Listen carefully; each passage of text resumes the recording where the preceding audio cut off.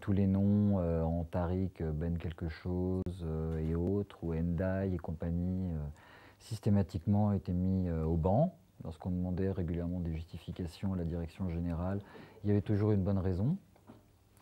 Ça, pour moi, c'est un exemple de discrimination et c'est un exemple prégnant parce que depuis que je suis gamin, les choses n'ont absolument pas évolué. On en est toujours au même point. Et c'est vraiment un des... Si la campagne antidiscrimination doit travailler sur un axe, c'est bien ça. C'est que finalement, on se retrouve avec notre jeunesse, une partie de notre jeunesse qui est mise complètement à l'écart de l'activité économique et sociale. Et par contre, on leur demande toujours, en utilisant un verbe un peu stupide, de s'intégrer, alors que quand on est né dans un pays ou quand on y a vécu plus de 10 ans, il est un petit peu insultant de dire qu'on s'intègre, quoi. Voilà, donc on reproche aux gens quelque chose alors qu'on ne leur donne pas les moyens de pouvoir se réaliser, de s'épanouir professionnellement, d'une part. Un autre sujet de discrimination que je connais bien, c'est sur les travailleurs sans papier. Notre association MACAC justement travaille avec le comité de soutien aux sans-papiers du 17e arrondissement. Tous les samedis, en fait, j'aide des associatifs à remplir, et donc des sans-papiers, à remplir des dossiers de préfecture.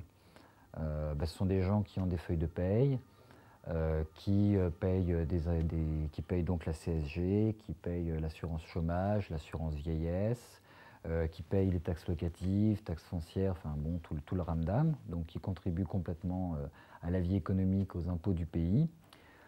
Et pourtant qui n'ont aucun droit en fait sur ces prestations. C'est-à-dire qu'ils n'auront pas le droit à la retraite alors qu'ils payent leurs prestations, qu'ils n'auront pas le droit au chômage si jamais ils sont virés ou si jamais il y a du chômage technique, etc. etc. Après, vous voyez tout le processus. C'est une discrimination qui est majeure parce qu'en France, théoriquement, il n'y a qu'un seul statut, c'est le statut de salarié. Un travailleur est un salarié. Là, malheureusement, on a créé des travailleurs qui ne sont pas des salariés. Ils en ont tous les attributs, ils sont payés comme les salariés, mais n'ont droit à aucune des prestations qui sont normales et obligatoires dans ce joli pays. Voilà. Autre discrimination, parce que justement on travaille avec RESF aussi, on a les numéros d'urgence des RESF quand justement on travaille sur des collectes sur les marchés.